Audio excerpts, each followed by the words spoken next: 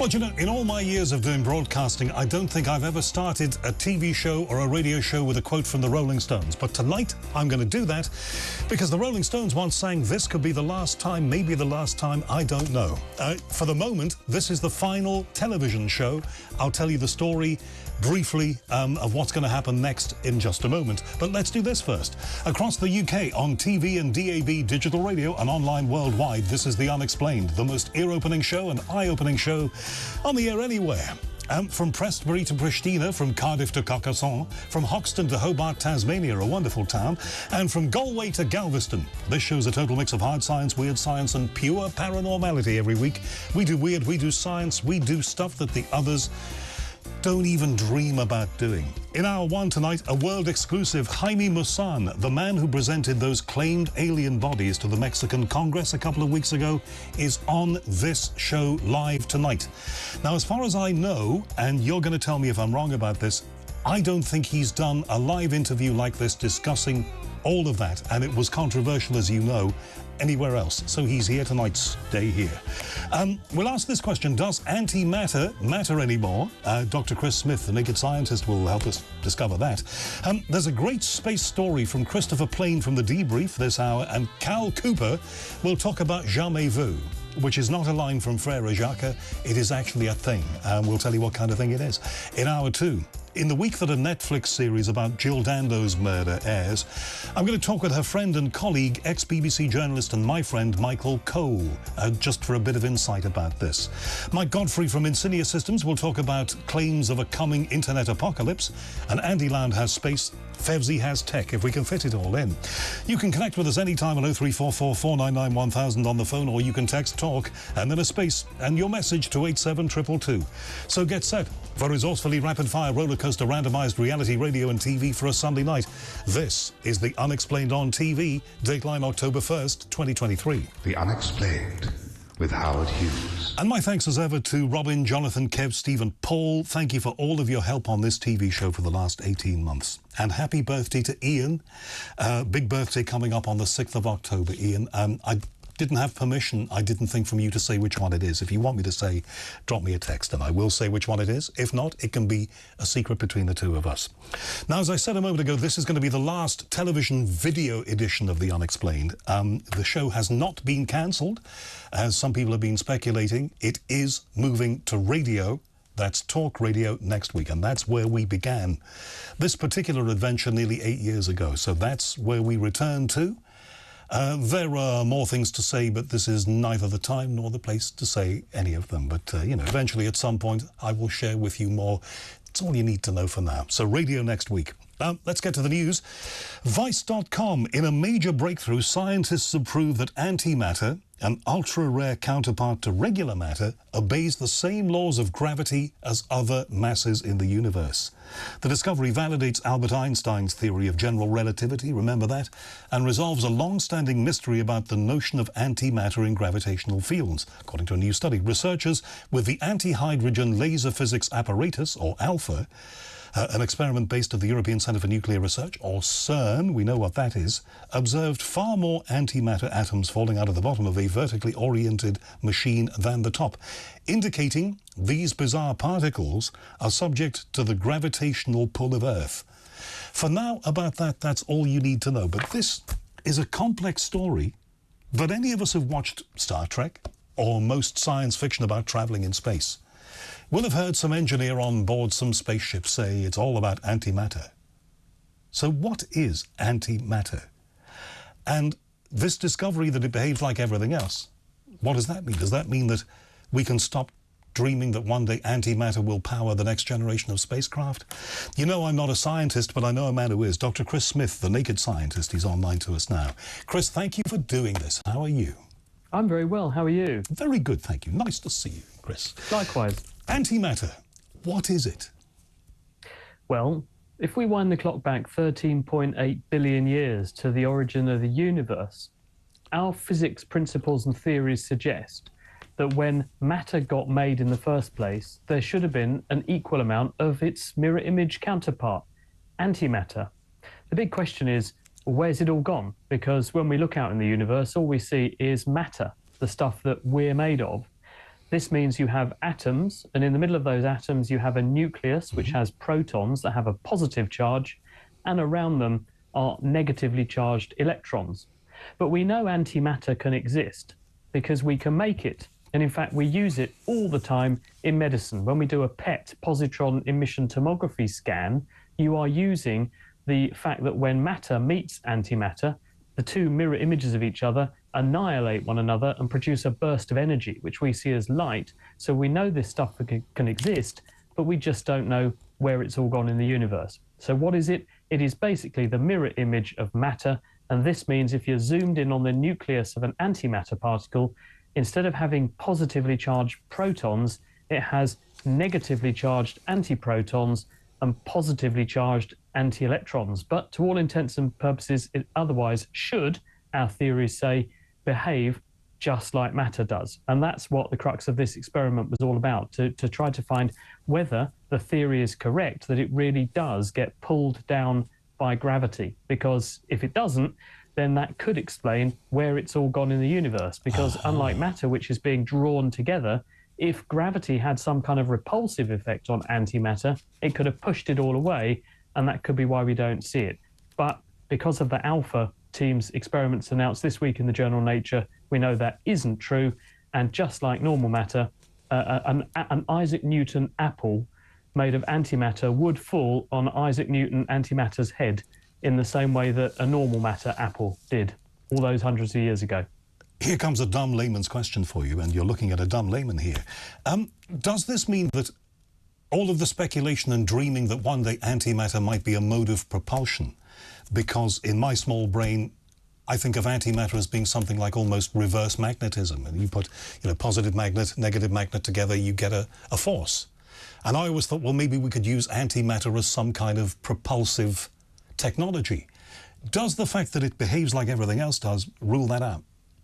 I think probably it was the preserve of science fiction for a long time, because people were kind of seduced by some of the qualities. If you touch matter with antimatter, it will annihilate. The two will cease to exist and there'll be a burst of light. So a weapon that was capable of doing that would be a pretty powerful thing. But because it's drawn down by gravity, it's useful in the respect that we now know it does obey the normal rules of physics, and our theories are correct in that respect. It also means we know how to control it and guide it. In fact, the team who did this experiment, they were using magnetic fields to confine and constrain and control where their antimatter went, because obviously if it touched the walls of the container, it's not going to last very long. But it doesn't rule out using it in useful ways in the future. It just means that our understanding of the physics has become that bit less uncertain. So where do you think the research will go next, Chris? Who knows? I mean, watch this space, I suppose I could say, if I was fond of dodgy puns, which I am. But the answer is that physics is all about kind of broadening our horizons, isn't it? And understanding how the universe works. We have only just scratched the surface at the moment. If you think, we know that matter makes up about 5% of the mass of the universe. And the real thing we want to get to grips with is, well, where's the other 95%? And that's locked up in dark matter and dark energy, both of which we infer to exist, both of which we have varying levels of evidence for, but we don't actually know what they are. And I think that's the really big challenge right now, is to try and unlock what dark matter and dark energy are. And then we can ask, well, what's the antimatter equivalent of those? Natasha in Eltham has just texted me to say something that I was going to say at the end of this anyway, but Natasha's put it much better than me. Unsurprisingly, this man, Dr. Chris Smith, has such a great brain in a great way of explaining things. I agree with Natasha in Eltham. Chris, thank you so much for that. Thank you, and thank you, Natasha. Yes, thank you, Natasha in Eltham. Speaking for all of us, I think. Dr. Chris Smith, the naked scientist, consultant, virologist and lecturer at the University of Cambridge, making something that's incredibly complex and at the very cutting edge of research sound like a walk in the park. Can you do that? If you can, then you're a lot cleverer than I will ever be. Daily Express newspaper, hundreds of sightings of unidentified flying objects may or may not be aliens. A study by the US National Aeronautics and Space Administration has found. The long-awaited report offered little conclusive evidence to whether aliens were behind unexplained phenomena, but did say that it could not definitely rule it out. I think that's just the distillation of the stuff that was in that NASA session a couple of weeks back. We're going to be talking, don't forget this hour, exclusively to Jaime Maussan, the man behind those strange Peruvian claimed alien bodies that made worldwide headlines. He hasn't done a lot of media about this. He's going to be on this show this hour. Don't miss it. What else are we going to do?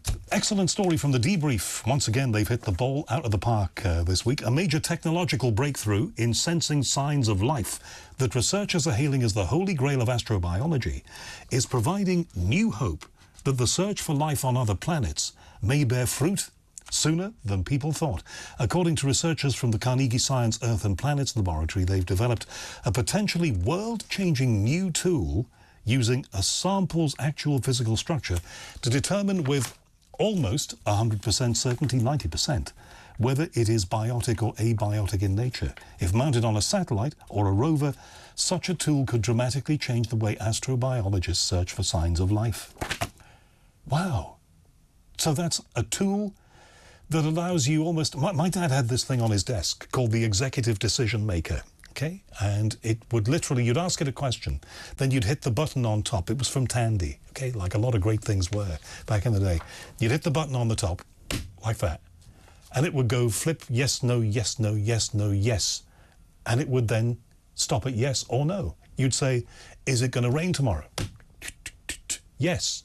And you know, it took all the stress and strain out of life. My God, I wish I still had it. You know, my late father had a lot of... a lot of things to commend him. So I'm assuming that this is the sort of executive decision maker of the finding life in space domain.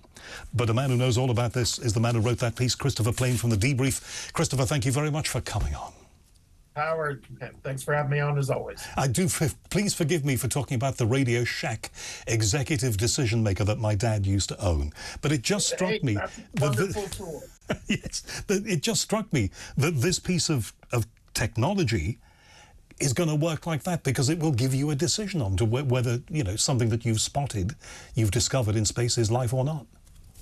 There's a reason they're calling it the Holy Grail of astrobiology, Howard. That's not understating it. You know, in science fiction, if you're on the Starship Enterprise and you come into the orbit of a planet, you want to know if there's life, what do? You turn on your life signs detector, it does its magic, and it comes back and tells you, yes, we have life, or no, we don't have life. In the real world, especially in current astronomy, what we do, because we don't have a tool like that, at least we haven't had one, is we look for clues to life. So you'll hear, oh, they found phosphine gas in the clouds of Venus, and that's a clue to life. Or they found dimethyl sulfide in the atmosphere of an exoplanet. That's a clue to life. Mars, we've heard tons of clues. There was a watery past. They found organic compounds.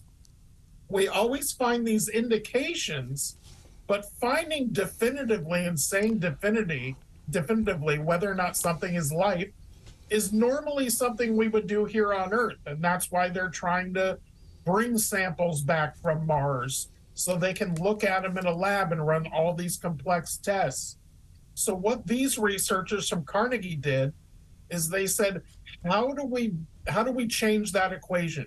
How do we look for life directly? How do we measure something and say, this is life or this is not life? And like a lot of new science in the 21st century, they look to artificial intelligence to analyze massive data sets and massive complex forms of data, as well as just looking at things in a different way. So in short, this new tool they've developed has two basic tools in it, a pyrolysis chromatograph and mass spectrometer. So two real basic laboratory tools that you could put on, as you noted, a rover or a satellite or something. It can analyze the material, and rather than looking for, is it the type of gas or the type of chemical or something, they're looking at the actual structure. They're looking at the way the chemicals are built, the way they're built and interacting with each other, and they're coming back and saying, this is the way life is structured, or this is the way life is not structured. And they tested it across all kinds of stuff.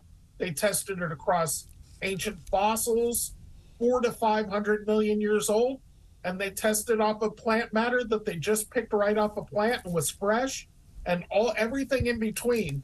And with over 90% accuracy, it came back correct and said, this is life or this is not life. It's literally a tool that science fiction has dreamed of for, 70 years that they are just now building and perfecting. This story should be on the front page of every newspaper. Why do you think it isn't? So astrobiology is, a complex subject. It's something that people, even now, when I explain people to things like this, they say, well, didn't we find life on Mars in the 70s with the Viking landers? Because they went up there and baked up some stuff in their little oven and said, yeah, we think it's life.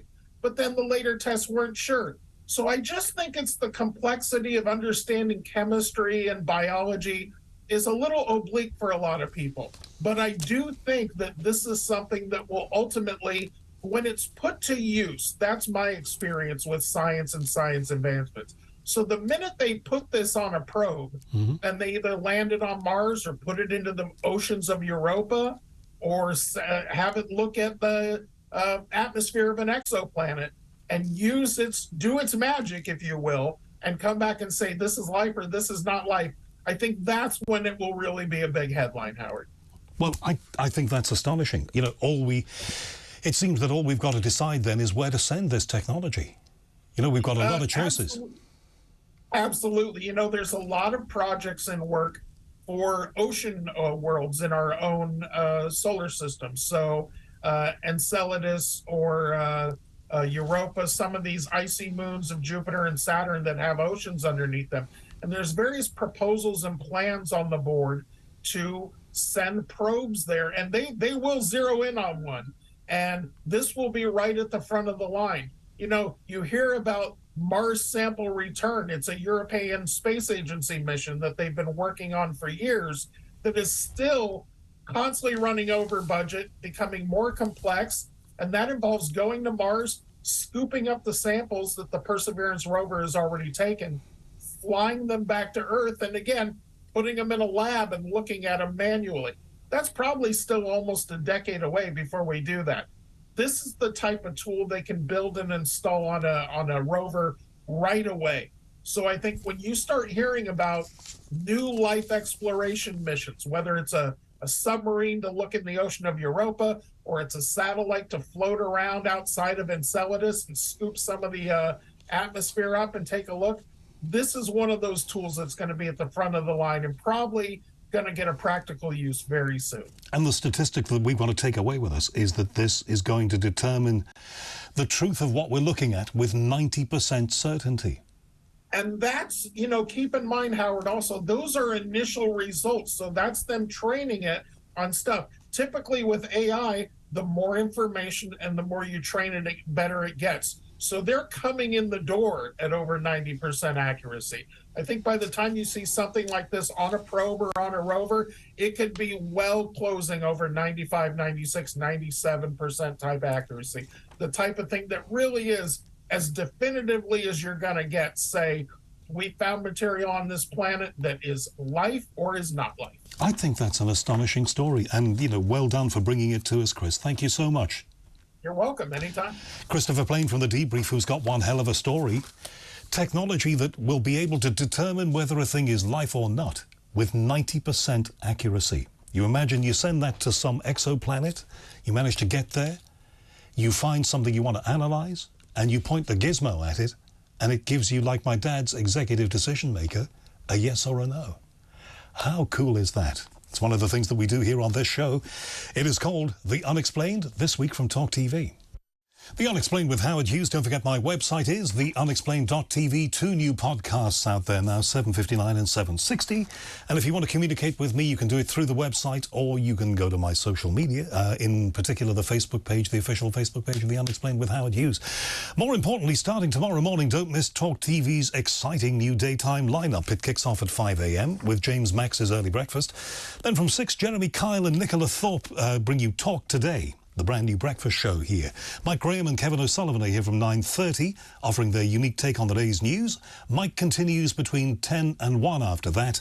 And after that, Julia Hartley-Brewer launches her new afternoon show. Kevin O'Sullivan is here between 3 and 5. Then Vanessa Feltz is on for Drive Time. It begins tomorrow 5 a.m. right here on TalkTV. You can see us on Sky 522, Virgin Media 606, Freeview 237. Or listen on Talk Radio on DAB or via the app. It all begins at 5 o'clock tomorrow morning, only here. OK, now, this is going to be a quick one, but it's an interesting one here. I'm sure you've heard of déjà vu, that feeling that you have that you've been somewhere or seen something before. There is an opposite. You know, they say to all things there is an equal and opposite reaction. There's a thing called, and it was discussed on the Conversation website this week, so I thought I would ask somebody about this, a thing called jamais vu, which is the complete opposite.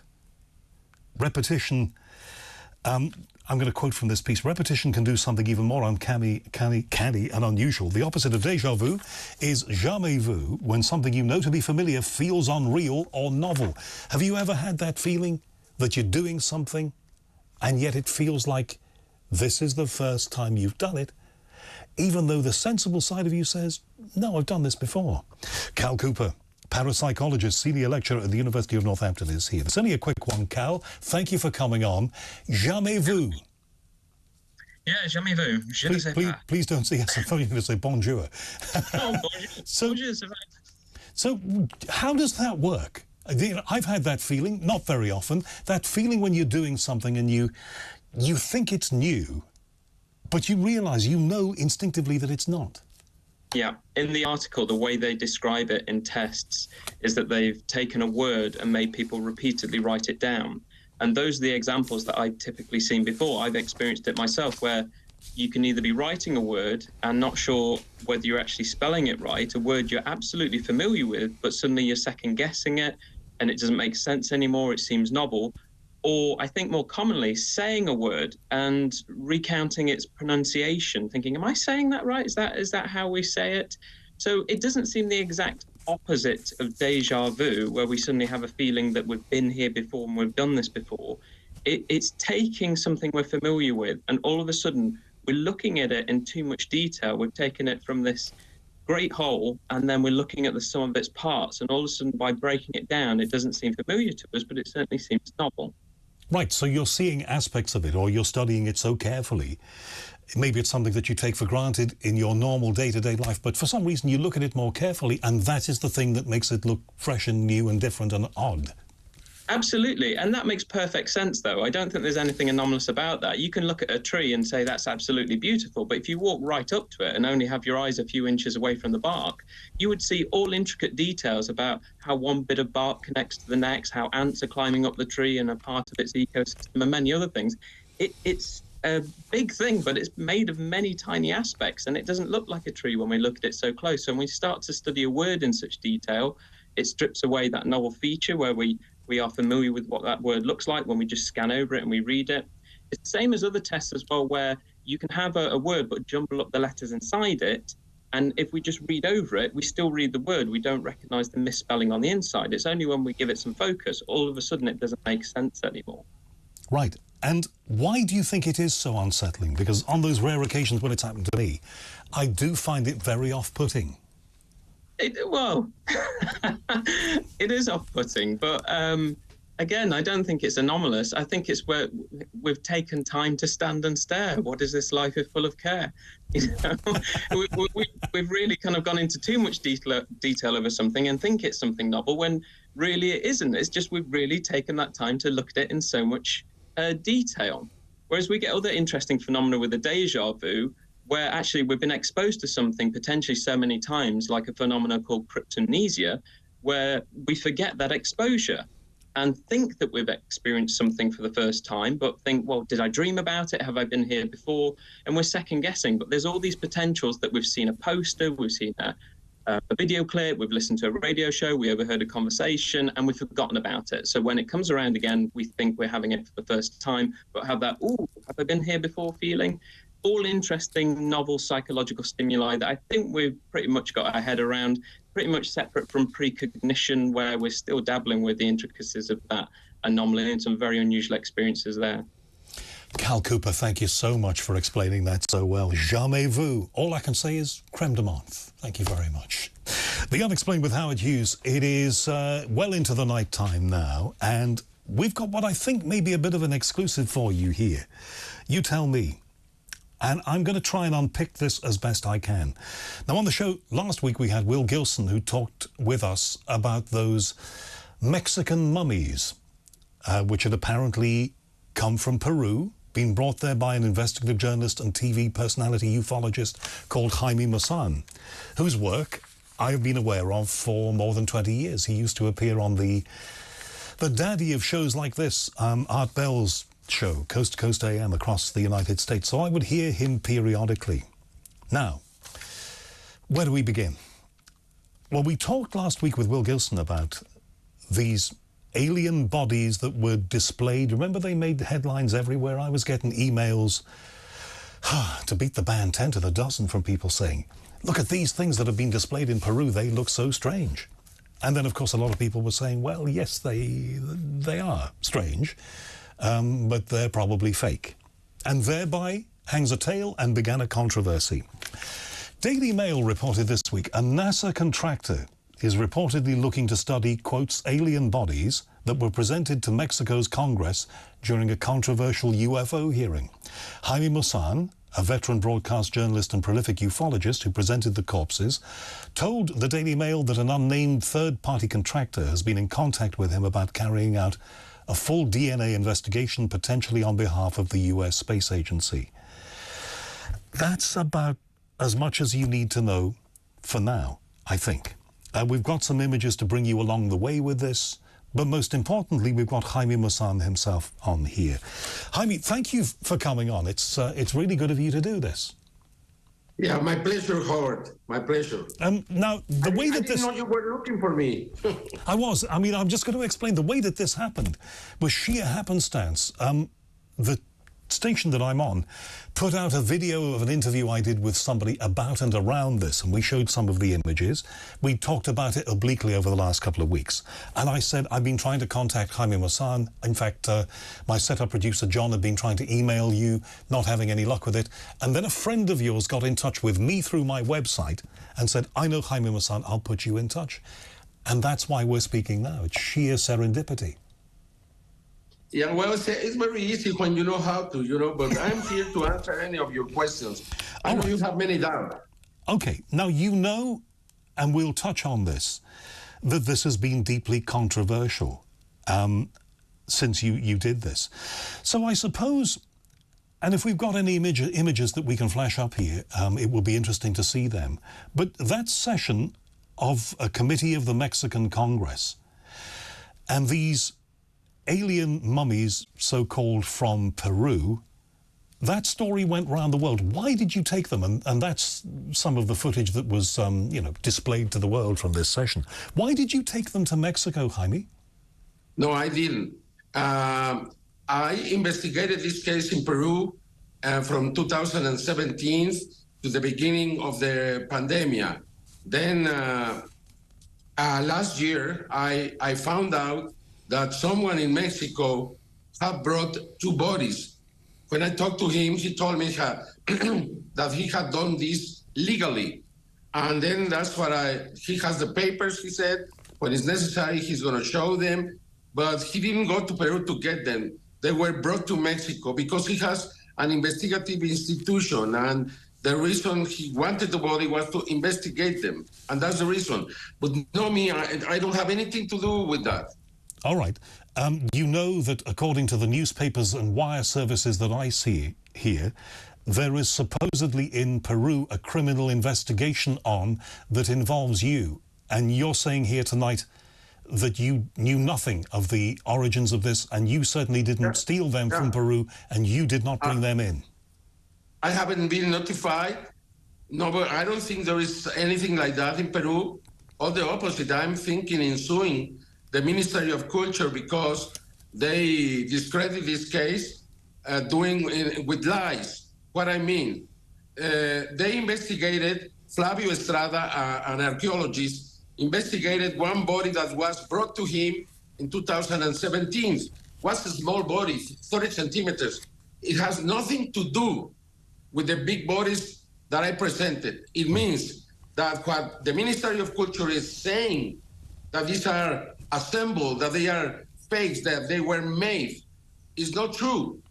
Well, that's been one of the many allegations, hasn't it, Jaime? Sorry to jump in there, but it's important. And I know people were saying, oh, listen, he's interrupting. I think I've got to at this point. You know, there were a lot of people who said that these are clearly constructs. They are faked. How? Have they presented any evidence, or they just say it? It's easy to say, difficult to demonstrate. I haven't seen anything that proves that these bodies are hoaxes. It's just opinions and so on. I presented a doctor, a forensic expert, one of the best in Mexico, one of the best.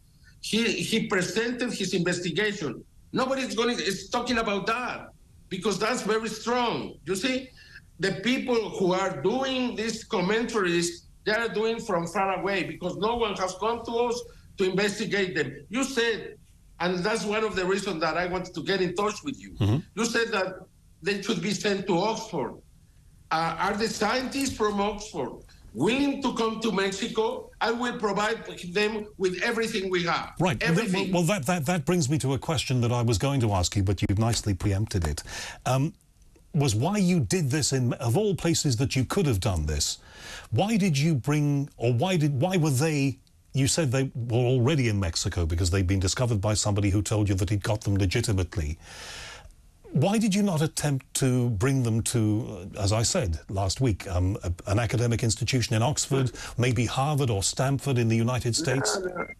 No. They don't want to do anything they don't want to do anything with this. You see, and before I presented them, even worse.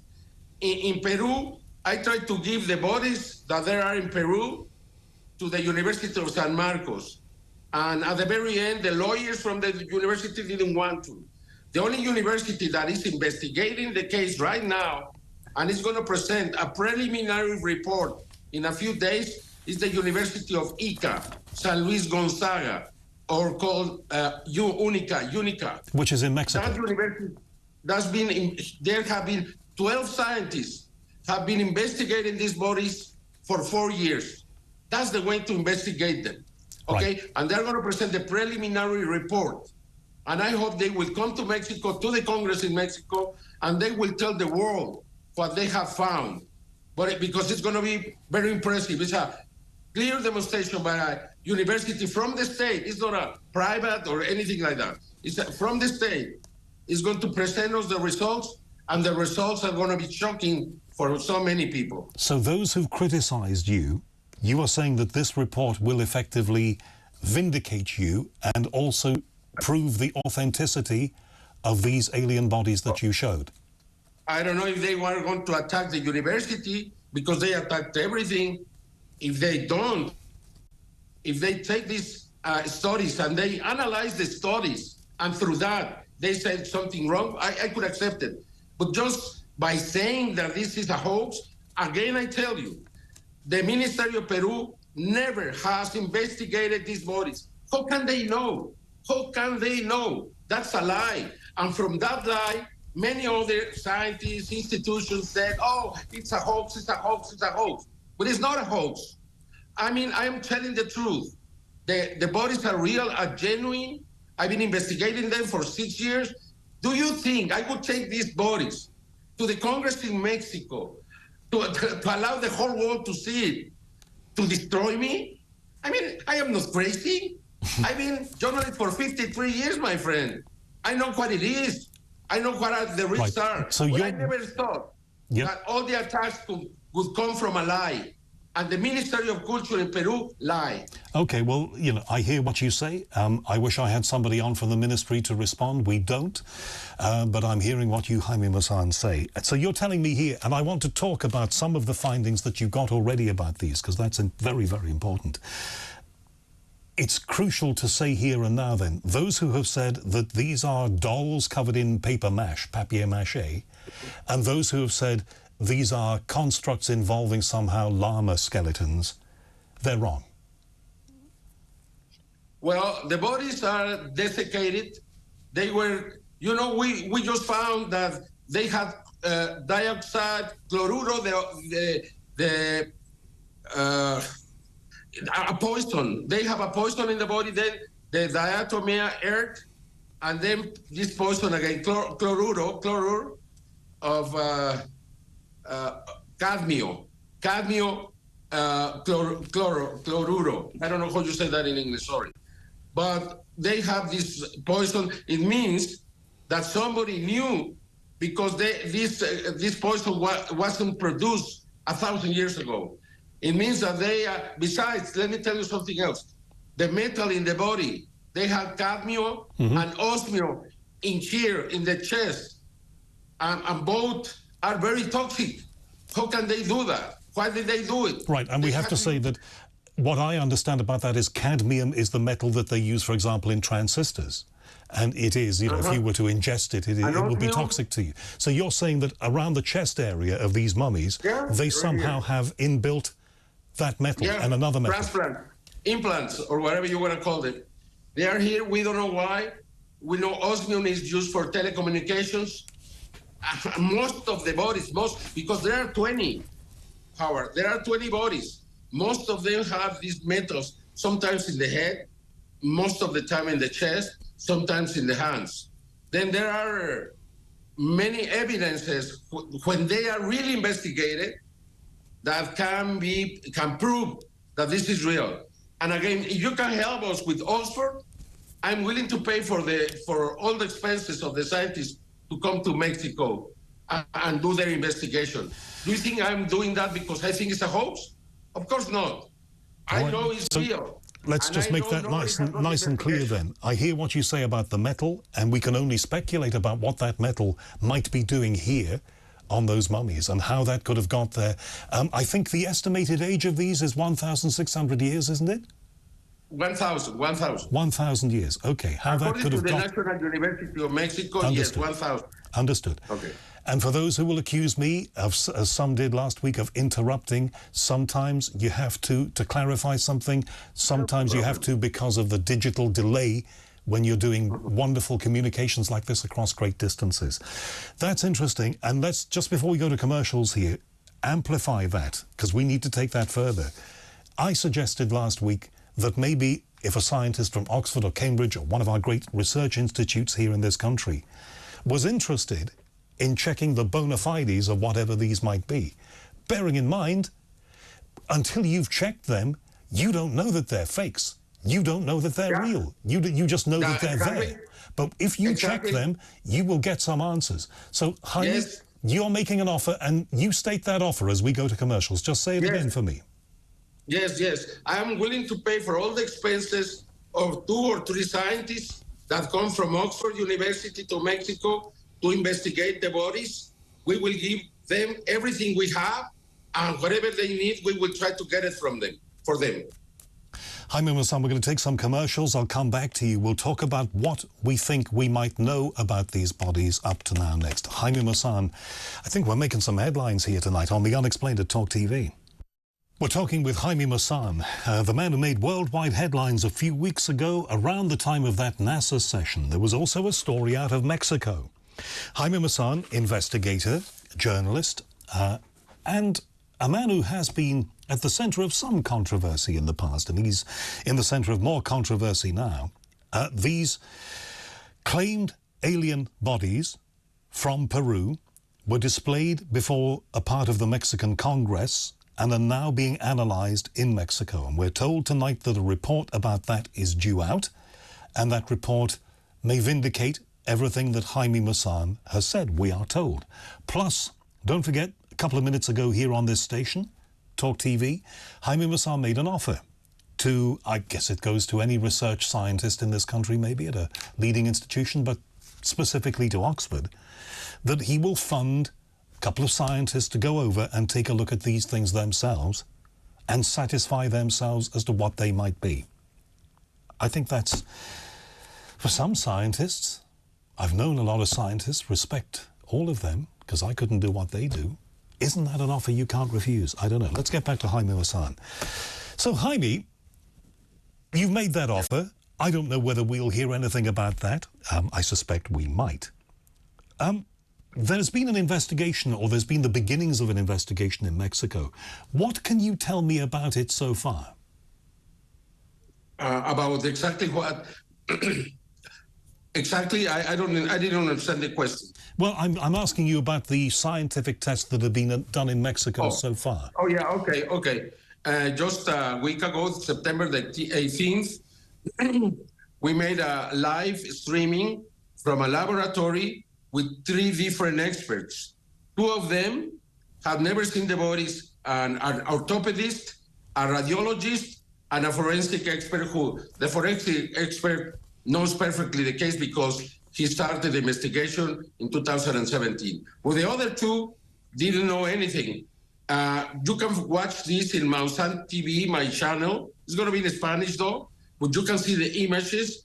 If you understand a little bit of Spanish, you will understand the scientists, and you will see how surprised they are.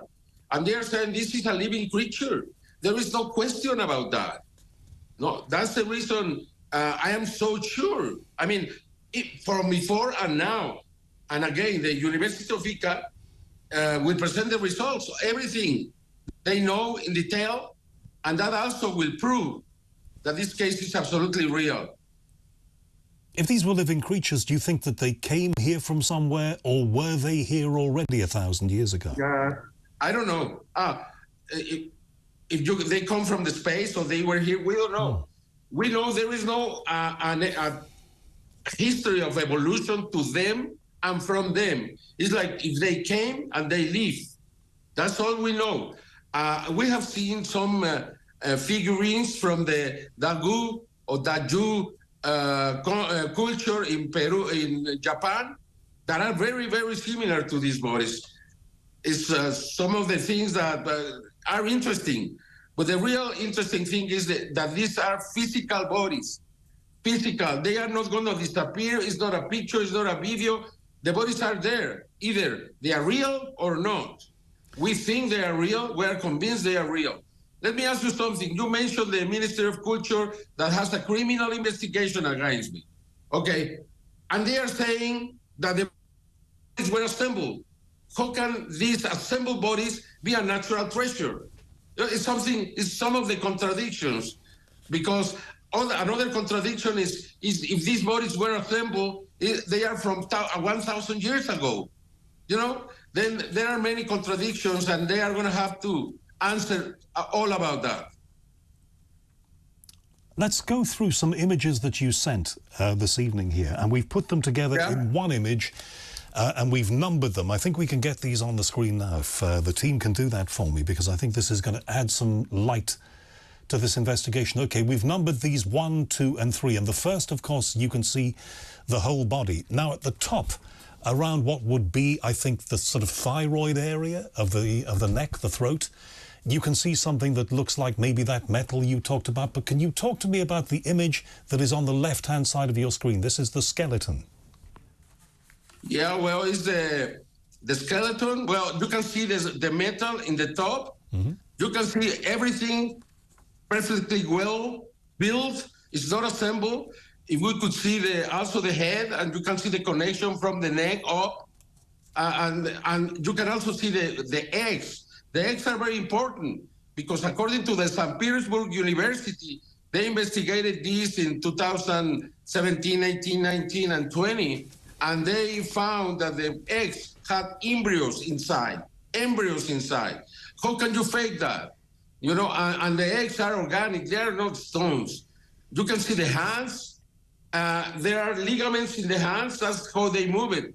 And again, even if you don't see in the hip, it is like it is not connected. But if you look closely, there is a capsule joining both bones. It means that they were very, very flexible, probably they run very fast. I don't know. Right. There are some of the things that we can see in that image, and again, the metal in the chest. So this is obviously a pregnant female. There are eggs there with embryos, you say. And you also say, crucially, that as far as you're concerned, and as far as the scientists are saying that you know so far, this is one integrated structure And you say that there is no way that that could have been put together by any kind of kit of bits. Nobody has proven. Let me ask you something. Why someone in the world, in the whole world, tried to do something like this, tried to build it? Let's see if they can do something similar to this or exact to this. And you see that it's not going to be possible. This is just natural. Why were these preserved, do you think, Jaime? How did they come to be preserved? Obviously, some civilization I think they were loved.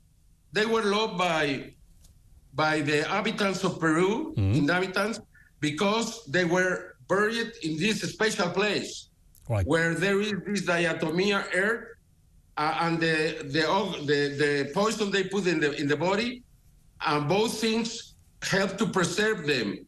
That was done by someone, probably humans, because they gave a special place to this. I think because there were at least 20 of those, 20. I think they died all together with some kind of sickness or something, because the eggs had embryos. They were okay, they were healthy, and suddenly they died. I think something very, very terrible happened to them. But you think that the people who were around then venerated them, maybe even worshipped them, because they made a big deal of burying them in a particular way that we can find them now? And they also put small toys that were assembled. Those were assembled by people, and they were there, like something they put in the when they make these burials, you know, for the other life or something. I don't know what. But those are the ones that are being analyzed or were analyzed by the Ministry of Peru. And that's confusion. But they create the confusion. They know they have never investigated these bodies. The University of Ica has had the bodies for 4 years. The Ministry of Culture never went there.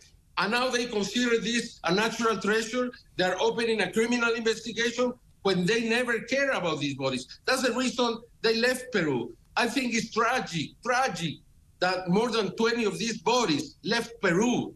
Don't you think? I'm reading here from 2015 that there was a bit of a controversy about involving yourself to do with mummified bodies. And I'm just going to quote this line here from a piece from, well, it's an agency that compiles news reports. But it was purported to be an alien. Later, though, the alien discovery was debunked and the mummified corpse was shown to be that of a human child. If that's so, you can understand why people are skeptical now, can you? Yeah, but it's not true. I found the real body that was found by the archaeologist Palmer in 1897, and I have both pictures, and you can see that the body that was taken in a photograph in a museum is not the same than the finding of these archaeologists. It's as clear as that. We had to go to the files and through FOIA, and I received some help, and we found the picture. And the real body doesn't have anything to do with that. You know, but that's the same thing. I couldn't defend myself because it was just a picture. What can you do with a picture? And now we have a physical body, and the body is there. That doesn't have anything to do with anything I did before. I still believe that what I presented was real. I am not backing from my words or my presentation. And whatever one, I sent you both pictures. We have a saying here in the United Kingdom, I think they have it in America too, a gut feeling, you know, your instinct. Does your instinct lean towards saying that these are aliens? Or there's a question mark over what they might be, we know that, but do you think in your heart that these are aliens? Yes, because they have technology. And that technology was not known 1,000 years ago. And because they remember, I presented DNA. Why nobody has read the DNA? Why nobody has told me that the DNA doesn't show anything? Why never anybody has told me that DNA doesn't prove anything? All right. And it's there. It's open to the public. We have about 30 seconds. That's one of the downsides of television like this. Yeah. What's going to happen next? Oh, we will continue. I'm traveling to Peru. I'm going to the University of Ica. I hope they will do a press conference without me. I don't need to be there. But they can present this to the world. That's going to be one thing. And I think when we have everything ready, the University in Mexico has been asked by the Congress to investigate this. Then I hope we will have a new public audience to present everything to the people, and you will decide then. Jaime Maussan, thank you so much for your time. I apologize to the people who say that I'm interrupting, but we're out of time. This is The Unexplained from TalkTV. But you know something, I'm really pleased that this being the last TV show, it is proving to be a big one. Jaime Maussan, the man behind the revelation or the revealing of those alien mummies, so-called in Mexico a couple of weeks ago, made an offer on this show to Oxford University scientists, and I guess that would spread to others at other leading institutions. He will essentially expense a couple of them to go to Mexico and take a look and analyze those claimed bodies to show to the world, I guess, ultimately, that, as Jaime would hope, they're the real deal. They're aliens, or they're very, very deeply strange in a way that we don't fully understand. I think that's an offer. Jaime has said that if you want to contact me, which you're quite at liberty to do, if you're a legitimate researcher in this and you're interested in that, don't forget there will be world headlines in that. If you're interested in that for you, your work will be highlighted. Go to my website, theunexplained.tv. You can email me from there and tell me whether you would like to take up that offer. I think that sounds like a genuine offer, a chance to go to Mexico and do that, and I will certainly be following this. And as you know, this show is not on the television anymore after tonight, but it will continue on Talk Radio. So a lot of people have been asking me, and thank you for all of your good wishes.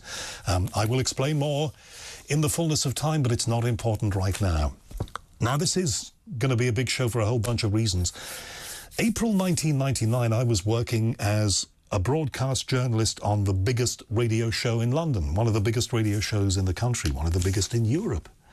A breakfast show, a morning drive show, that's where you get the audience. And later on in that day, an enormous story broke that shook me and everybody who heard and saw it. The shooting on her doorstep in Fulham, southwest London, of Jill Dando. Now, I think most people watching this will know who Jill Dando was, but if you didn't, Jill Dando was a television newscaster, but so much more. She transcended the TV news milieu, if that's the word. She started to do general programs, travel programs, entertainment programs, and she had the ability, very rare, to adapt to all of them. Now, not many people, and I'm here to tell you this, find it easy to step out of news into other kinds of programming.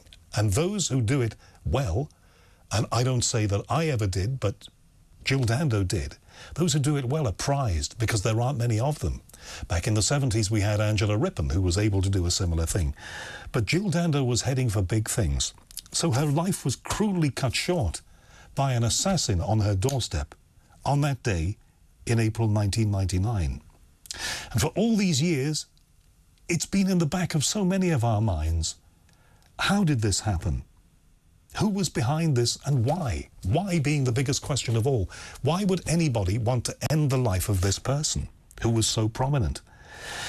There were a bunch of theories, and a man went to prison, of course, Barry George, the first and only man to be put on trial for the murder of Jill Dando. He was previously described as being a loner and other things. He was convicted of the murder, spending 8 years in prison after a particle of gunshot residue that was found inside his jacket pocket, microscopic. An appeal that was spearheaded by his sister essentially cast considerable doubt on this evidence and its importance in the case, and his conviction was quashed and he was freed. There have been various theories, though, that the criminal underworld might be involved in this, because Jill was fronting a TV program called Crime Watch that outed and found and took pride in finding criminal behavior, criminals, people who perpetrated it. Then there was the theory of the Serbian hitman. 2 days after Jill Dando's murder, a theory appeared that she had been gunned down by a Serbian hitman because 20 days before she died, she presented a Kosovo crisis appeal that raised about £1 million in a day in support of refugees fleeing from the Balkans.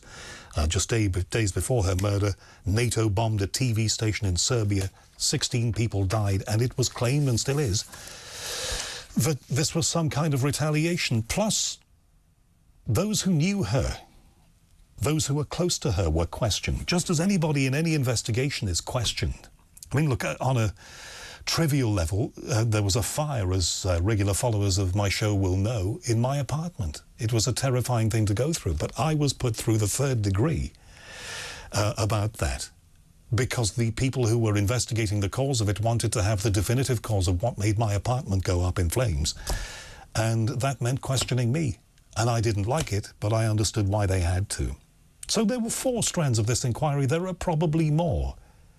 There's the theory that sometimes pops up on various social media outlets and on YouTube that maybe Jill Dando knew something.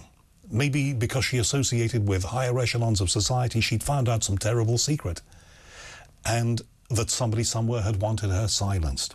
So that's 5 now, and I guess there are more. Now, this week on Netflix, a documentary series debuted about the Jill Dando case. It's a lot of years, but people haven't forgotten, and I think the documentary series is proving that point. It made an impact on all of us who were around then. I think we can see a little bit of the trailer for that. Criminal networks, mafia, Russian, jilted lovers. Is this an assassination? Is this an execution? The Crime Watch presenter may have been assassinated by a Serbian gunman. Speculation focuses on a possible stalker. This was one of the largest murder investigations the Metropolitan Police ever had to face. Well, indeed, and that's just a little taster of that documentary, and I can understand why they wanted to go there again. I've been asked repeatedly over the years on this show to investigate it, and to tell you the truth, I didn't think there was anything new we could say, and that's why I haven't done it until now. But I think now is probably the time. So how do we do this tonight? How do we talk about this in a different way? I racked my brains this week and came up with somebody who I used to have a lot of contact with in those days of being on Capital Radio in London. Michael Cole, former BBC Royal correspondent, very well-known journalist, and a friend and former colleague of Jill Dando, and knew all of the principles involved, certainly on the BBC side. So let's bring Michael on. Michael, thank you for doing this. Good evening, Howard. Yes, at the end of 3 hours, the question, who killed Jill Dando, was still unanswered. And that's the sadness, that's the tragedy, because she had a loving family, many friends, many good colleagues, of whom I was one, and millions of people want to know why she was killed and who she was killed by, and to see that person brought to justice and properly punished. I watched this with some interest. Most of the people who appeared, apart from Barry George and the policeman who led the inquiry, I personally know. Strangely enough, Howard, I happened to be on the very first date that Jill Dando had at the age of 26 with Robert Wheaton, Bob Wheaton. They then lived together for 7 years. But when I left the BBC in 1988, Bob asked me to lunch at Langan's just off Piccadilly, and we were having lunch. And we got to the end of the lunch, and then suddenly down the aisle came Jill Dando, and she said, "Oh, hello, Michael. Hello, Bob. I was having my hair done in Albemarle Street, and I just happened to be passing by." And I said, "Jill, please sit down, have a drink, but don't tell me you were just passing by, because I don't believe you." And I said, "If Bob is having a relationship with you and you're having a relationship with him, I can only feel envy of him and wish you both well." So she laughed, and being a good Christian girl, she couldn't but admit her little white lie.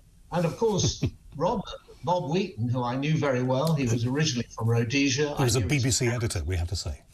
Yes, he was. He was the editor of 6 O'Clock News. I knew his parents in Rhodesia. They had to come to Britain after Mugabe took over.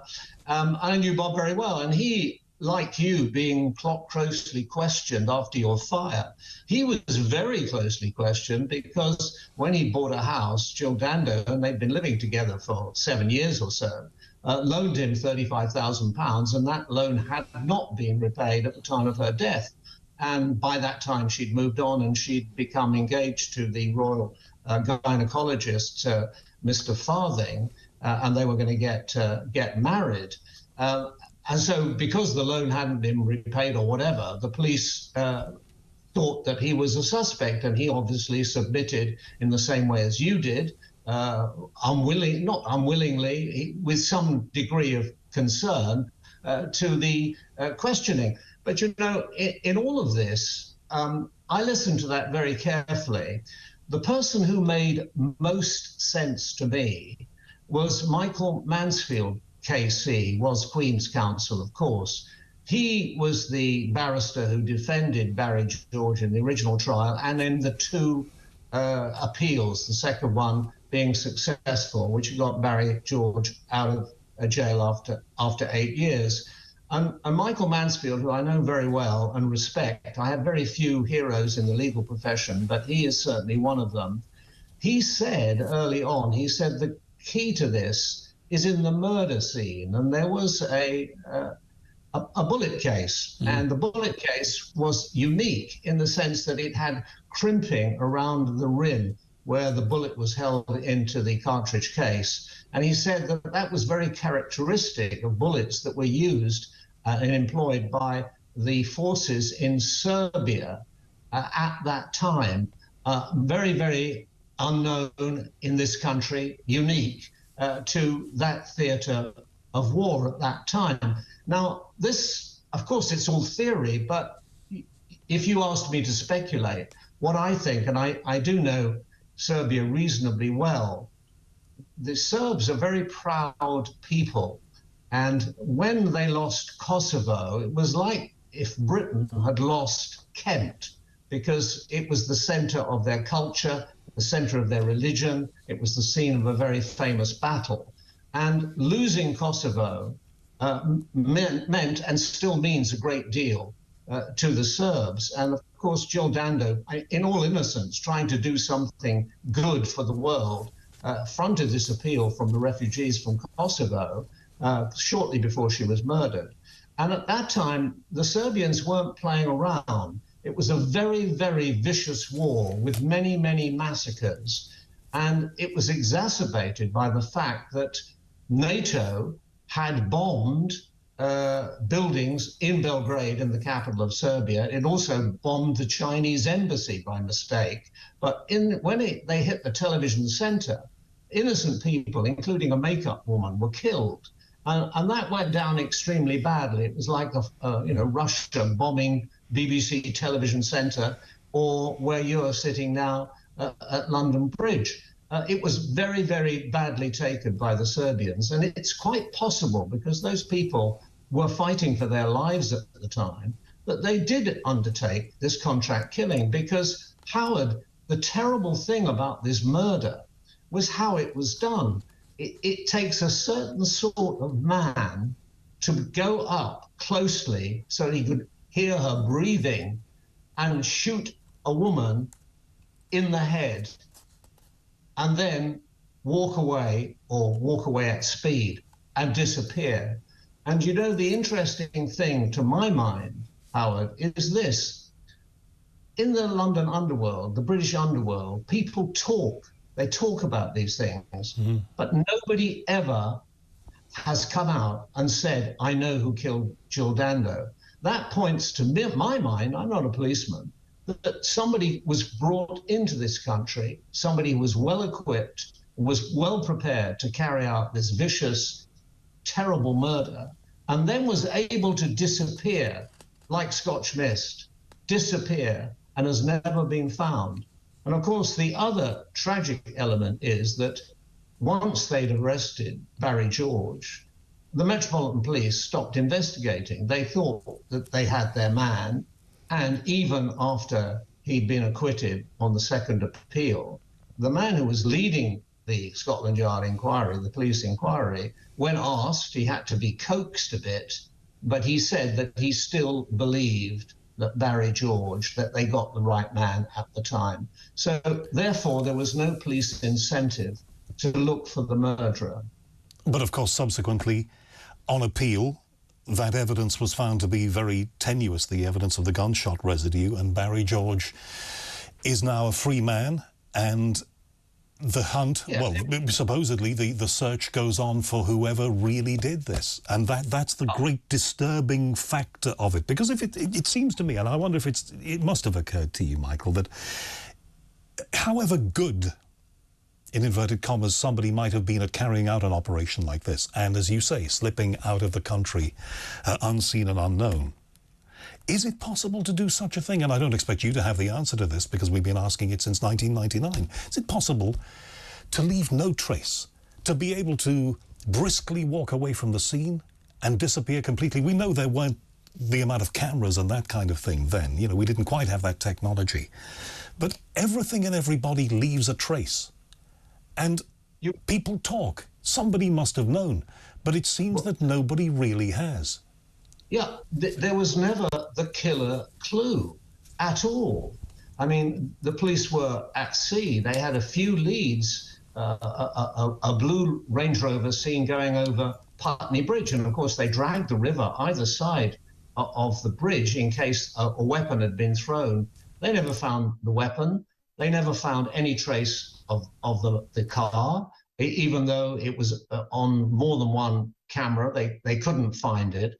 And this residue, this was 1 grain of explosive that was found in the pocket of a long coat that belonged to Barry George. And it was established by Michael Mansfield that the evidence had not been kept in a completely sterile area. In other words, it had been in an area where there were other exhibits in other cases, and at least there was the possibility, and there you see Barry George during his police interview, and there we see in her prime Jill Dando. You know, she was a very nice person. I never bought the fact that she was sort of the girl next door. She was very worldly. She was very switched on. She was career-minded. There she is with, in the background, her fiancé, who unfortunately she never Alan married, Farthing. Which was Alan Farthing, exactly, royal gynecologist. It's an absolute tragedy, made all the worse for her family and her friends by not knowing. But one thing we do know, at least I believe, is that Barry George, when you see him, he could not have done it. He was not that sort of person. It took a certain sort of murderer and somebody with some experience, I would say, because that was the mafia at its very worst, the way that was executed. And as you rightly say, this was an assassin's bullet. This is a bullet that had been prepared for a job, and that was the job. Well, that's precisely it. And this crimping around the rim of the bullet casing, that was a telltale thing. But the police seemed to disregard all that. They felt they had Barry George. I mean, the absurdity of it was, I mean, his flat was an absolute tip. I'm sure he would even admit that. And there were literally thousands of magazines and old newspapers piled up all over the place. So the police in evidence said, oh yes, they'd found 4 articles about Jill Dando. He'd had four articles about Jill Dando. But what they didn't say was that it was among thousands of other articles in thousands of other magazines and newspapers. And she was always in the press at the time. She even had a magazine cover, I think, in that week or around that time. More than one. I mean, it is appalling. It is appalling. And the people who did come forward and gave what evidence they could, who had glimpses of him, who were around and heard the shot, all of those people have got a real stake in it. But people who knew her, people who worked with her, people at the BBC, people around the world, people who watched the programmes, not to mention her family down in Weston-super-Mare, parents, you know, who obviously went to their graves not knowing who killed their beautiful daughter. And it's an appalling thing. It's a terrible thing to think that we won't know. But I'm quite sure that when the jury acquitted Barry George, they did the right thing. So that does leave the question of who did it. Now, I don't know where you go from there. I think it was her brother, who is a journalist himself on the Bristol Evening Post. Nigel, yes. or was at the time. He said he hoped that somebody coming towards the end of their life, maybe to clear their conscience, would come forward. Now, I think that is a realistic hope. I think it is something that we maybe would hope for. Somebody even on their deathbed who had nothing to lose might actually come forward, because this word closure, overused many, many times. But in this case, it really would be closure, because I never walk down Gowan Avenue, and I do sometimes do that because I'm a Fulham supporter, and it's quite close to the ground, and I was a Fulham director of the club. Been a Fulham supporter since I was the age of 12. Everybody's got that, and that is 68 years, I think. Yes, that's right. Wow. That's a long, long time. So I occasionally do walk down that road. In fact, after the death, I took an alternate route. I didn't actually want to go past her house, and I'm sure many, many people feel the same way about that. And I'm sure that my dear friend Bob Wheaton would really love to know, because I know he was in a very loving relationship with her, and they were devoted to each other for a long, long time. And it was appalling for him to suffer this blow, and for him to be questioned. Well, I'm sure he took it as part of the job of the police, that he had to submit to that questioning, but it must have been very uncomfortable and very disturbing to him. Which brings me to this, Michael, as we come to the end of this, and thank you for helping me here. What was it like to be at the BBC and around the BBC in the aftermath of this? I'm saying this for a reason, because I've been looking back at footage of some of the people who presented this news, people who I respected hugely. And, you know, I was not in the same league as them, but I was left in awe by their ability. I'm talking about people like the late Peter Sissons, you know, who had to present that news. Jenny Bond, who was presenting news at that time, who I'm sure is, you know, a hardened journalist, but had to go in front of the camera and do this. She looked somewhat shocked, obviously, as she went on air to do that. I think Kate Adie was reporting from Gowan Avenue at the time. Her colleagues, the people who saw her every day. As far as you know, how did they come to terms with it? Well, I think you just go into journalism mode. You know, you've stood in front of the camera, you've stood behind the camera. When needs must, you act professionally. You have to report it. Of course, you're shocked, but it's no time for tears. It's no time for emotion. The information is all important. I had, in fact, retired from the BBC. I retired and left in 1988, so this was almost more than 10 years later. I was actually in this room here when our daughter rang me. She was working at the Daily Mail in the newsroom, and obviously she knew that I knew Jill Dando and I knew other people there, and she'd actually told me and said, it's unbelievable, the newsroom is completely and totally shocked. We're still working out whether it really is her, but the rumour has gone round that she's been murdered in Fulham. So that's how I heard. But all the people that you mentioned, Sissons and so on, are seasoned professionals. You just have to carry on. You know, there's no time to think about it. The job has to be done. The information has to be imparted as quickly, smoothly, impartially, and unemotionally as possible. There's no time for that. I mean, even when John F. Kennedy was assassinated, and people like Walter Cronkite on CBS, who knew JFK, I mean, all he had to do was pause like this. He took his glasses off, and he said, the death of the president is reported at 12:36 or whatever it was. And then he did that, and he put his glasses on, and he went on with the program, as indeed, goodness gracious, we don't want it to happen, you would do if you had a major breaking story in the middle of your show, and it involved somebody you knew or you had a close relationship with or you admired. You would carry on, because that's part of the job. Because that's your job. And I remember a very, very small part of this story, but I was broadcasting to London, and I passed on that news as other people did. And I did my job, Michael, as you just said. But I remember going home that day, and I didn't know Jill Dando. I think I might have known a few people who knew her. I didn't know her. I'd never met her. I probably would never have met her. But I felt I knew her from the TV, and I can remember going home and crying that day because I thought it was so senseless. And all these years on, it makes no sense. until we get that deathbed confession, people are still going to be talking about it. It may bring a little degree of closure for those who were close to her. But a terrible tragedy. I'm glad we talked about it because I don't think she should be forgotten. And Michael, thank you very much indeed. Well, Howard, I think they were noble tears. I hope so, back then. Thank you so much, Michael. Take care. Michael Cole, and that series about Jill Dando, I think is still airing. It'll certainly be available for you to access on Netflix. And, you know, I'm glad that they did it. Even if much of what you will have heard and seen, you've probably heard and seen before. You know, there's an old phrase that applies here just as it applies in many other places, and that phrase is lest we forget. This is The Unexplained at TalkTV. Paula, Andy and Chris, thank you very much for your communications tonight. Paula in Blackpool. I will still be there on the radio next week, Paula, just like I used to be. It's just that if you're just tuning in, the headline is that this show is not on the television effective from midnight tonight. So it won't be back on TV, but it will be on the radio at Talk Radio, which is where we started doing this, at the creation of Talk Radio. And I became, and I'm still proud of the fact, that I'm the longest surviving in the same slot presenter from the launch of Talk Radio in 2016.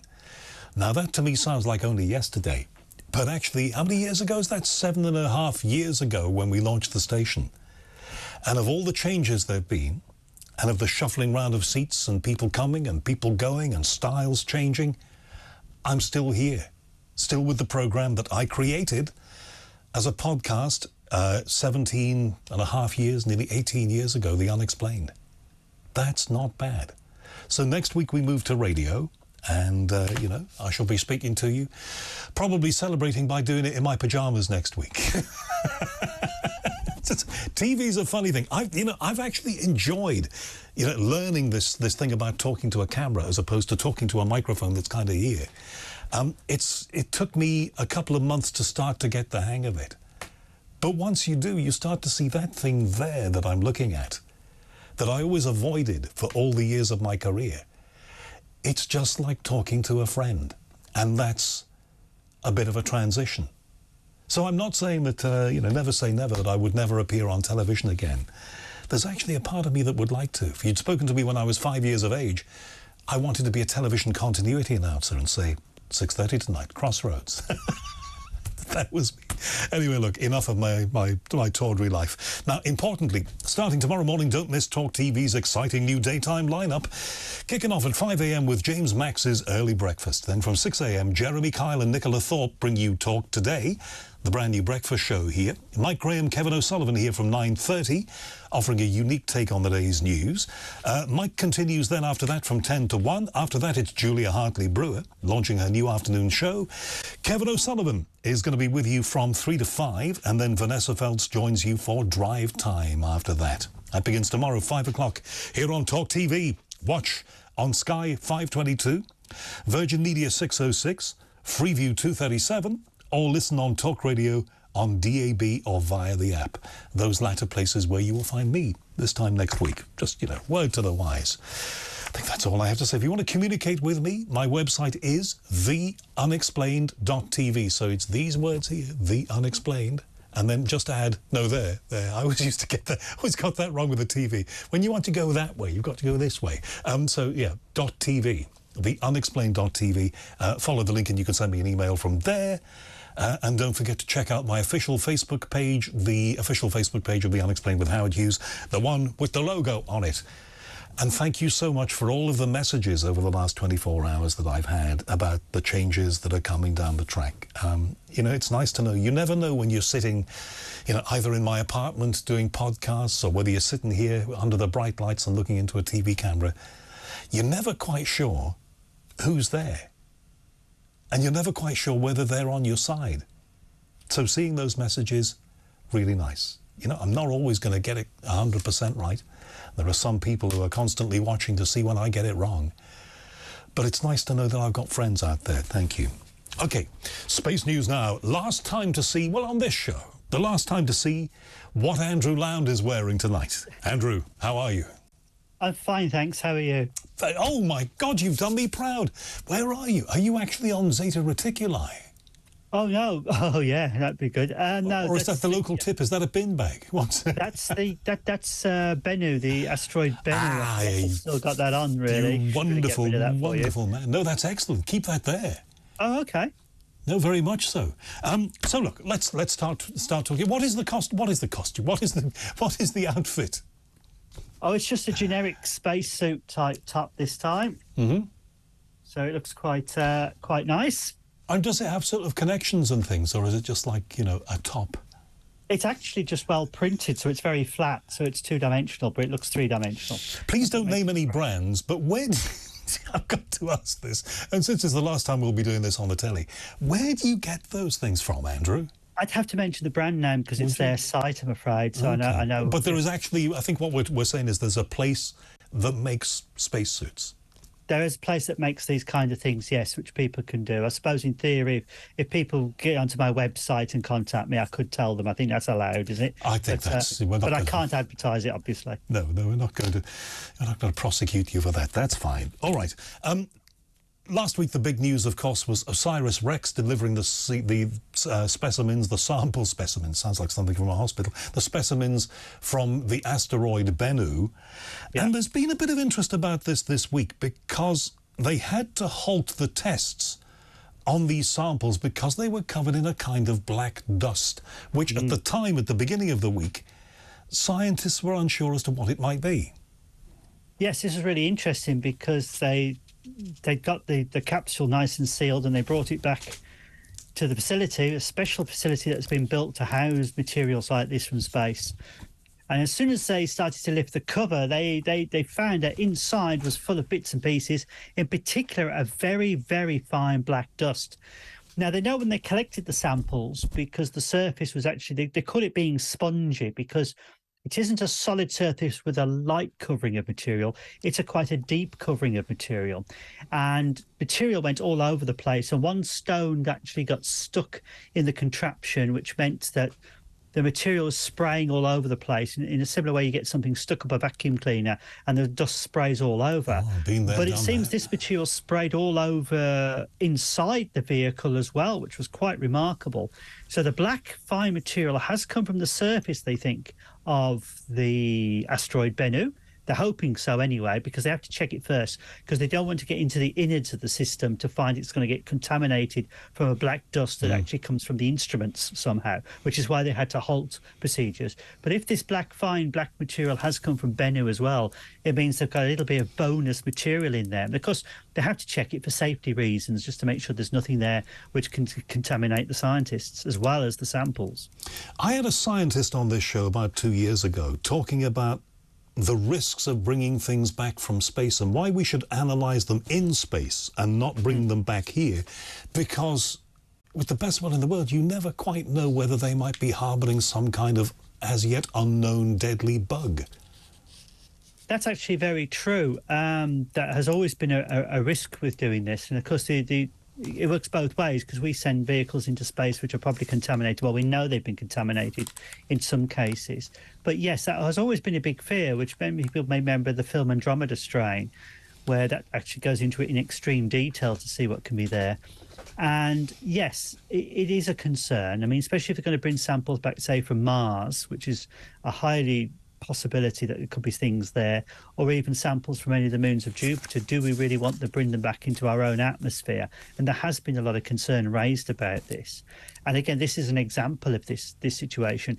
For instance, the samples brought back from another asteroid by the Japanese found some very interesting carbon-based materials in that, some which could be the building blocks of amino acids and things like that. So it's not living things, but whether this is material that could interact with things down here is another concern, or whether there's something that comes back which could be actually quite dangerous to us, something that we're not familiar with, a poison of some kind, is always the big concern that you're actually always worried about when you're bringing back samples. So what kind of precautions do you think they take, Andy? Are these all in...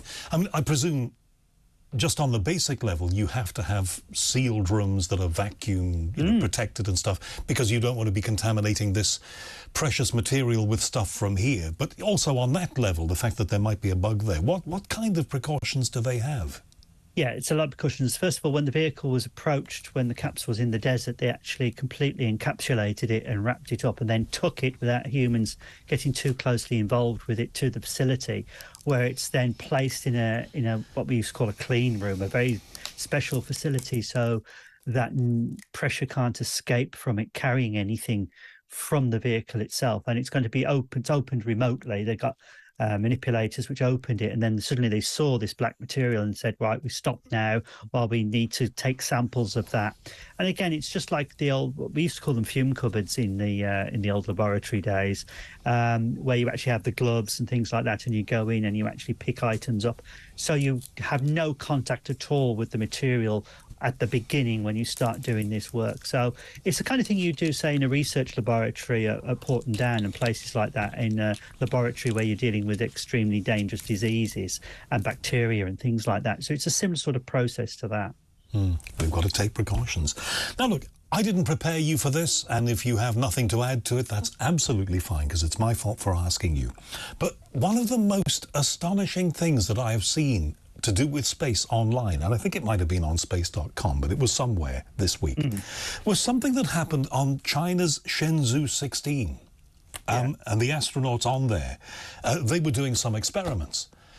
And one of the experiments involved lighting like a match a naked flame. Yes. And I have to say that if I was on a space station, or if I was going up in one of Richard Branson's or Jeff Bezos's capsules and somebody struck up a match like that, I'd be going, oh my God, we're going to die. What was that all about? Yeah, I mean, you got to remember they have a nitrous oxide atmosphere. It's not pure oxygen.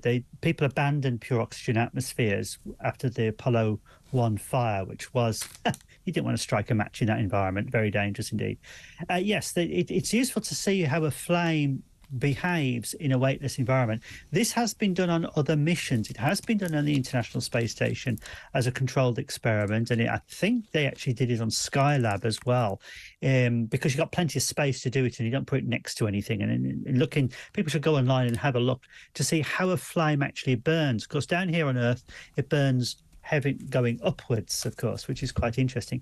But it's a very different sort of shape that you actually have in a weightless environment. It's important to understand how flames burn, because if you're going to be living in space, there is going to be an incident sooner or later. In fact, there already has been on the Mir space station, for instance, where they had a fire. And you have to know how fire propagates in a weightless environment, which is very, very different to how it propagates down here on Earth. And that's one of the experiments. Fire is also very interesting. It's an interesting chemical reaction, because even though we've been doing it since very, very early times, we've been playing with fire, we still don't fully understand the full chemical mechanisms of fire. Really? It's a very, very interesting thing to study. And therefore, experimentation in a weightless environment might give us more information about it, because here we're hampered by gravity itself. Yeah, it's a very, very interesting chemical reaction. It's a very complicated one. And in fact, some people say that if you had a definition of life, fire meets all those definitions. It feeds, it exhales, it breathes out material, it gives away gases and things like that as part of the reaction. It also propagates, it spreads. So it's actually, if you had the fine definition of life, fire meets that definition in a peculiar sort of way, which is an issue we have with understanding things. And the way fire behaves is very complicated, the way it uses up oxygen. Take away the oxygen, of course, it will go out. That's obvious. So it needs to be fed by oxygen. But it is, the whole chemical process of it is fascinating. And one of the reasons they do that in a weightless environment is to try and study the actual reaction itself. When you're, just finally, because I'm sure that you love, well, I'm assuming here, but never make assumptions, Howard. I'm assuming that you loved Thunderbirds as much as I did. Andrew. Tell me, I still have a big collection of models, of course. I have got on my bookcase. Funnily enough, I had a bit of an accident. I'm always having accidents at home these days. I knocked the bookcase over, and it probably needed a good dusting anyway. It certainly got one after that. But on my bookcase is Thunderbird 1, and next to it is an original dinky Thunderbird 2, which must be collectible. So you've got the same Oh, my yes, God. I have. I've got some very large models of it as well. I've got a Japanese model of Thunderbird 2, which works, and you push a button and the legs rise and the whole thing lifts up. Oh, I absolutely love... Yeah, I mean, Jerry Anderson stuff generally is really interesting to me anyway. We've had his son a couple of times on this show, Jamie. It's lovely brilliant. the way that they're recreating. I think it's been done, or they're in the process of doing it. Thunderbird shows based on the soundtrack of some, they used to call them EPs. They look like single records, but they play for longer. They've actually made Thunderbird shows with real puppets and some of the people involved in the original series doing the puppeteering. How beautiful is that? Must get Jamie Anderson back on here. The reason I ask this about Thunderbirds is that just finally, when you see Thunderbird 3 in space, yes. Was it Alan who piloted Thunderbird 3? And you see Alan in space with Thunderbird 3 and he fires the thrusters. You always see a great big orange explosion. Yeah. Would that happen in space for real? Like that? Not necessarily, no. It depends. The reason why they're doing the orange thing on movies and things like that is because it can be visually seen. It's important. Usually, if you're just using something like hydrazine or hydrogen-based product, then it's really quite clear and transparent, so you don't actually usually see anything, really. But you have to put that in. That would be a very dirty chemical rocket, which would actually be using that kind of... to get the colour that you actually want for that. But generally speaking, you wouldn't necessarily see a lot of colour if you're using a hydrogen-based item, because hydrogen burns clearly. It doesn't burn with any colour at all. I have only one thing to say to you now, Andrew. FAB. Thank you so much. Thank you for helping me on the telly, Andrew. And when we're on radio, I think I might get you to send me a picture of yourself in whatever you're wearing, assuming it's fit to be seen. And we might actually post that on social media so people don't feel deprived. I've been getting messages about it. Thank you, Andrew Lound. Thank you. Andrew Lound, our space genius here on the final television edition. Now, I'm getting messages in here that kind of imply that I'm being sacked. Please believe me that I'm not being sacked. I'm not being cancelled. The show hasn't been cancelled, and that I am completely cool with what is going to happen. I think it's very important, but I will explain more about it one of these days, not right now. But I'm making the transition to radio, and that's not to say that I will never appear in vision like this again. And that's not to say that I didn't enjoy the whole learning about appearing. But, life is a melange of a lot of stuff. I won't bore you with any of it. This is The Unexplained tonight on TalkTV. Remember, of course, my website is theunexplained.tv. That is where you're going to find my podcasts. From this time next week, from 10 o'clock next Sunday, I will be on Talk Radio, which you can find not only on DAB, it's also online. You will find it in various portals, so believe me, it's out there, and you will hear my voice at 10 o'clock next Sunday, come hell or high water. Sally, thank you very much for your nice text, by the way. That's very nice of you, Sally. Let's get to this. Febsy Turkalp, the gadget detective, my old friend, the last guest on the last edition of the show on television. Febsy, how are you? I'm all right. I have a face for radio, so I'm looking forward to joining you there. No, it's okay. I think we both have, Febsy. I think we make a perfect pair. Look at that. Mug shots, These are the two suspects. Have you seen these people exiting Sainsbury's car park on a dark Thursday night in the rain? Febsy, lots of stuff to talk about, and some of it I'm going to let be guided by you. I want to start with this, though. Simple question posed by a website called The Verge, which is particularly good. And that question is, what happened to the metaverse and Mark Zuckerberg? Everybody was talking about the metaverse 2-3 years ago. What happened to it? Well, I think it's still coming. Mark Zuckerberg has literally poured billions into it. The arm of Meta, he renamed Facebook as Meta. Yes, he did. It lost $21 billion since last year. But that's kind of, I'm not an investor, so I can say this, but that's kind of okay, because the whole point was they're pouring lots of money in to try and develop the technology. The technology is not there yet. It may be, the metaverse, or whatever it ends up being called, because I'm reminded that the internet used to be called the information superhighway, so things can change their name. It may not be Meta, the company, that wins out over this. I'm reminded that Apple didn't invent the first MP3 player, but had the iPod, which was hugely popular and the most successful. Certainly didn't invent the smartphone, and yet the iPhone, single most popular phone. So this will come. The technology's not there yet. I guess they may have overpromised in terms of what's achievable in the short term, but I'm confident that a virtual space that we will essentially live in, it will come. It's just that it won't come all at once. If you compare this to, say, the development of the car, where we are at the moment is the hand-cranked car with the man running in front waving a red flag, and we've got a long way to go. But we're on the right track. You've seen my car then. But this week they did announce something, didn't they? Headsets, VR headsets. Everybody said they were coming really quickly, and they haven't come as quickly as all that. But they did unveil one this week, didn't they?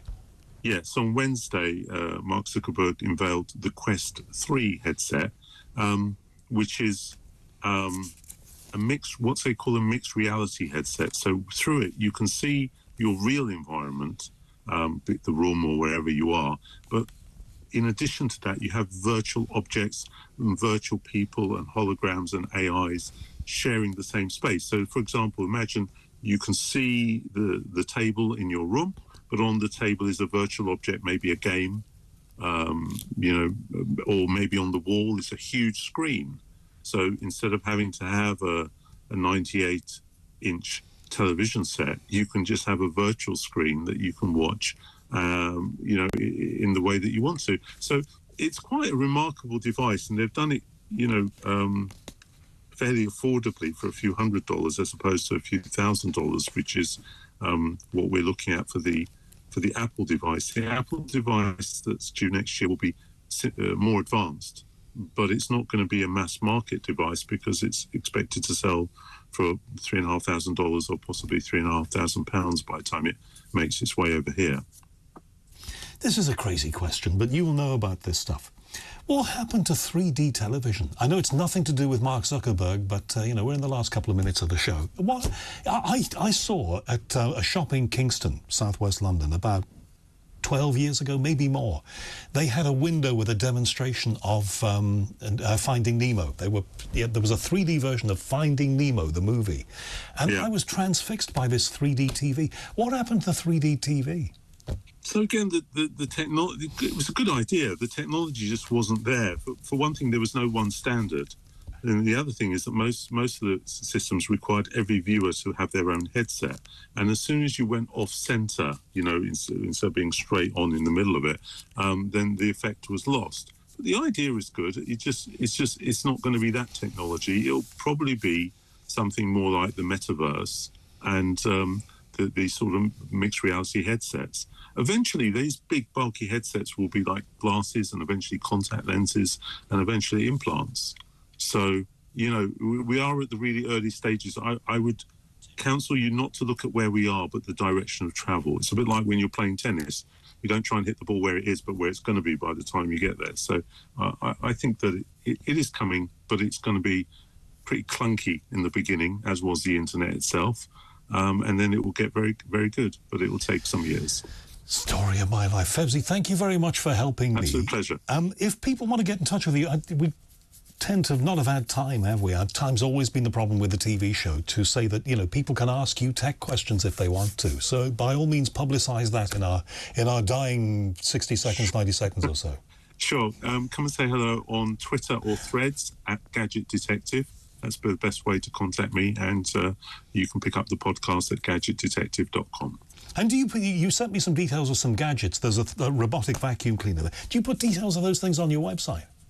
Do you know, those are not, because because I spoke to your producer about this, and I said, I've got some really good gadgets crossing my desk. I haven't even had time to write them up. What I've sent you is literally what I've written up tonight. Right, well, we haven't got time to do it now, but there's a robotic vacuum cleaner. Week we can cover them. I think the next time we talk, when we can do it at a more leisurely pace, we need to be doing that. Febsy, thank you for helping me. Pleasure. Have a good night. So we've done it in various radio stations, Febsy and I. We've done it on my podcast. We've appeared in Vision. We've done radio. We've been round the houses. And there again, Febsy Turkup is the Gadget Detective. Now, a few people to say thank you to tonight for this particular show. John, Mark, Kevin, Finn. Normally, I don't get time to name check them, so thank you very much. Everybody who's ever worked on the show while it's been visual, thank you very much to you for being part of all of this. I've enjoyed the journey of learning how to talk into one of those. It's been quite a revelation for me. I spent most of my life hiding from television, apart from being a voice on it, and it's been interesting to find that out. The Unexplained returns in 1 week from now, 10 p.m. It will then be on radio. Take care. Good night.